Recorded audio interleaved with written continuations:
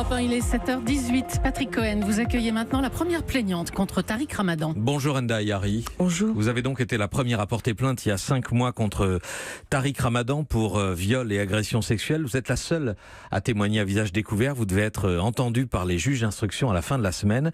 Ce qui vous amène à prendre la parole ce matin, ce sont les menaces, les injures, le harcèlement dont vous faites l'objet de la part, on peut le supposer, de partisans de Tariq Ramadan. Vous pouvez nous le raconter ?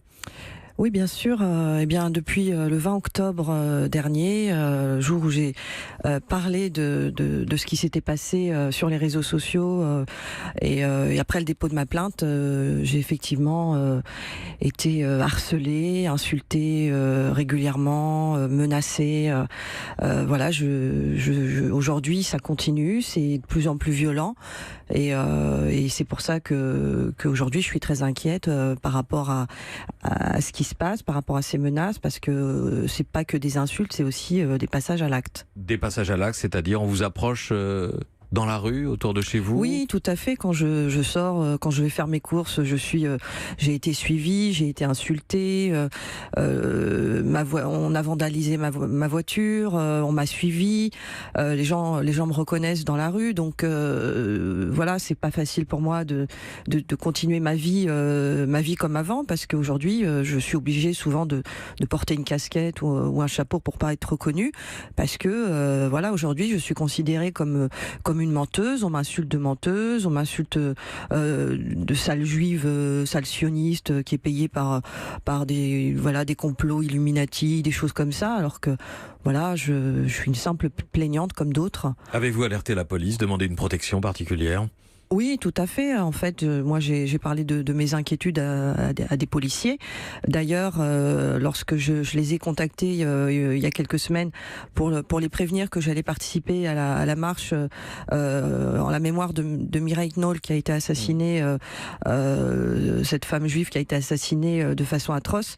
Voilà, j'ai contacté. Je tenais vraiment à être à cette manif de soutien et surtout contre l'antisémitisme. Et donc, je les ai prévenus, mais ils m'ont jamais rappelé, ils m'ont jamais répondu, et c'est vrai que dans le métro, j'ai été agressée par un homme qui m'a insultée et qui m'a craché dessus. Donc vous n'avez pas de réponse à vos demandes de protection Pas vraiment, en fait. Voilà, j'ai eu quelqu'un qui m'a dit qu'ils allaient regarder, voir un peu si on pouvait renforcer cette protection qui existerait. Moi, je n'ai vu personne, en tout cas à l'heure d'aujourd'hui.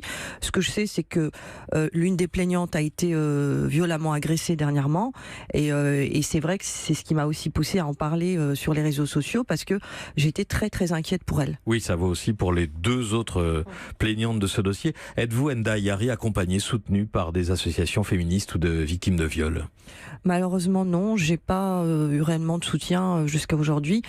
C'est vrai que ça m'a surpris, parce que je pensais vraiment que des associations de féministes allaient me contacter pour nous apporter ne serait-ce qu'un soutien moral à moi et aux autres plaignantes. Il y a quelques jours, j'ai eu quelques messages sur les réseaux sociaux, mais c'est vraiment très très récent. Aujourd'hui, c'est vrai que je me pose des questions par rapport à ce silence, et j'espère qu'on sera un peu plus soutenu par des associations féministes ou même des politiques. Sur le plan politique, oui, c'est pareil, les élus. Alors, c'est pareil, à part quelques politiciens qui sont chez les Républicains. Aujourd'hui, je vais être reçue par Valérie Pécresse.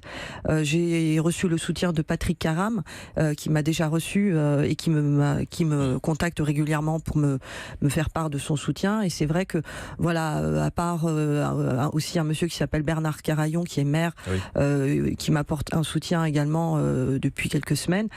C'est vrai que j'ai pas eu beaucoup de contact avec des politiques. Il y aura donc une audition dans quelques jours face aux 3 juges d'instruction de ce dossier, et ensuite sûrement une confrontation avec Tariq Ramadan. Vous redoutez ce moment, Enda Ayari ? Non, en fait, je l'ai redouté au départ, la première fois qu'on m'a parlé, que les enquêteurs m'ont appelé pour me proposer de faire cette confrontation le jour même.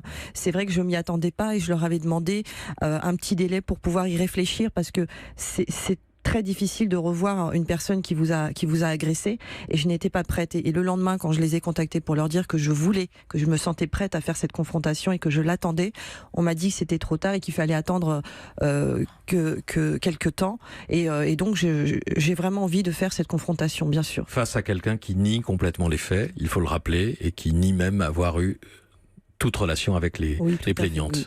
Tout à fait, mais j'espère que la vérité et la justice éclateront au grand jour. Merci Enda Ayari d'avoir témoigné ce matin en direct sur Europe 1. Merci à vous. Merci à vous. Europe 1.